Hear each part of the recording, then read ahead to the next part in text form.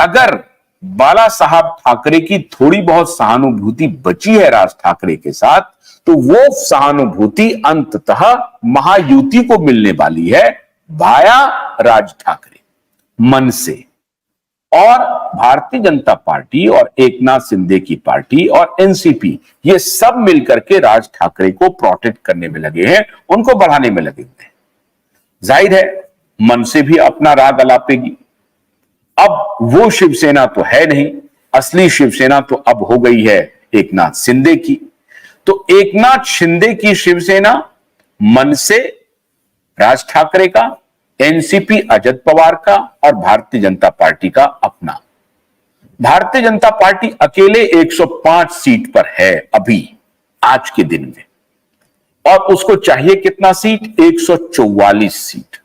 मतलब 40 सीट अगर उन्हें मिल जाए, 39 सीट अगर उन्हें मिल जाए, तो भारतीय जनता पार्टी अपने तय सरकार बना सकती है। अब यह बात जो है कि सेंटिमेंट जो मिला उनको, उनकी पार्टी को टूटने का जो सेंटिमेंट उनको मिलना था लोकसभा चुनाव में, किनको? उद्धव ठाकरे को, वो उस तरह से अपेक्षित नहीं मिला। शरद पवार को जरूर मिल गया। शरद पवार को पार्टी तोड़ने की वजह से या टूटने की वजह से उनको सेंटिमेंट का मिला, उनके फेवर में गया। और उनके जो समर्थक वर्ग हैं, जो पुराने एनसीपी के साथ थे, उसमें से बहुतायत एनसीपी शरद पवार के साथ रहा। एनसीपी अजित पवार को उन्होंने ठेंगा दिखा दिया, एक सीट जीत पाए। और इस प्रकार से यह हुआ कि एनसीपी, असली एनसीपी आज भी शरद पवार है। अब आप कल्पना कीजिए, असली और नकली का खेल चला लोकसभा चुनाव में। असली शिवसेना कौन और असली एनसीपी कौन? असली शिवसेना का दंभ यह रहा कि 22-23 सीटों पर चुनाव लड़ी, जीती 9 सीट। और एनसीपी कम सीटों पर चुनाव लड़ी और 7-8 सीट जीत गई। इनका स्ट्राइक रेट एनसीपी का बहुत बढ़िया रहा।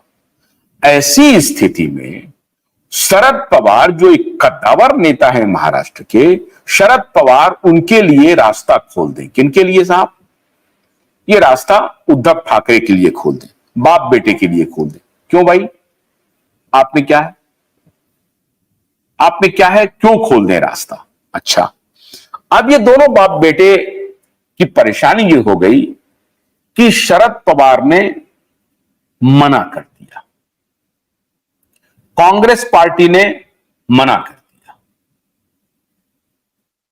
आप मुख्यमंत्री के चेहरा नहीं होंगे।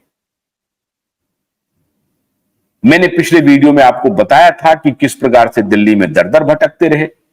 अब उनके तरफ से मनाही आ गई है।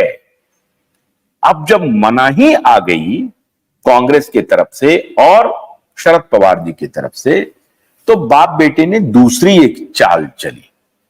और चाल ये चली, और उसमें जो ढोल बजाने वाले हैं संजय राउत, वो पीछे से ढोल बजाने में, वो जो कहते हैं ना हाँ जी हाँ, हाँ जी हाँ, वो हाँ जी हाँ वाले जो हैं, वो हाँ जी हाँ, बाकी आप समझ गए, आप समझदार हैं।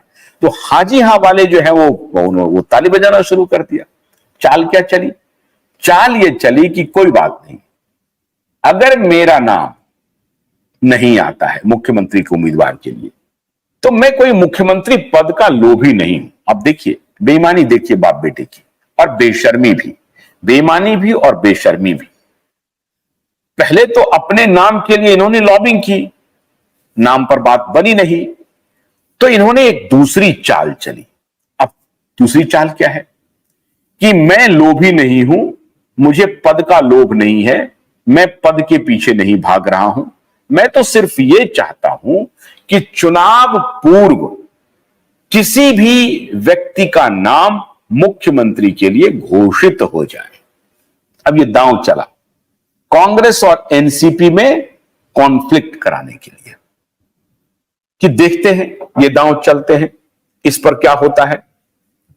अभी बात बनी नहीं है, हालांकि अंदर अंदर खबरें ये आ रही हैं कि कांग्रेस और एनसीपी के बीच में किसी चेहरे के ऊपर अभी से मन बनाया जा रहा है, लेकिन वो चेहरा कौन होगा ये कांग्रेस आज तय नहीं करेगी। और अगर तय करना भी होगा तो ये दोनों पार्टी तय करेगी।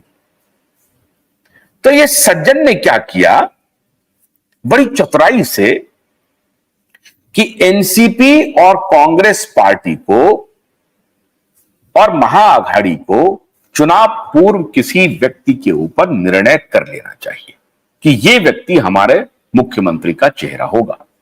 अरे भाई, करना होगा तो करेंगे। आप ये सलाह क्यों दे रहे हैं? ये सलाह इसलिए दे रहे हैं, ये चाहते हैं कि एनसीपी और कांग्रेस के बीच में जो सीमेंट है उसको थोड़ा दरकाया जाए, उसको थोड़ा तोड़ा जाए या उसको हल्का किया जाए। इस सीमेंट को मजबूत ना होने दिया जाए, या इसके बीच में जो एक फेविकॉल लगा हुआ है उस फेविकॉल को उखाड़ के फेंक दिया जाए। एनसीपी और कांग्रेस के बीच में बहुत गंभीर रिश्ता नहीं रहना चाहिए, मजबूत रिश्ता नहीं रहना चाहिए। तो ये बाप बेटे ने प्लानिंग किया कि नहीं साहब, मैं मुख्यमंत्री नहीं बनना चाहता हूं, मुझे मुख्यमंत्री में कोई दिलचस्पी नहीं है, मैं तो सिर्फ ये चाहता हूं कि महाविकास अघाड़ी का एक संयुक्त चेहरा लोगों के बीच आ जाना चाहिए। अब ये चाल इन्होंने चली। गन्ने की कड़ी बुनियाद, जिसे मराठी में खुडक्या और कुछ उत्तर भारत के क्षेत्रों में खुटकी भी कहा जाता है, उसे केवल भोलानाथ का 2-in-1 बैटरी ऑपरेटेड हार्वेस्टर कम ब्रश कटर आसानी से और बिना रुकावट के काट सकता है।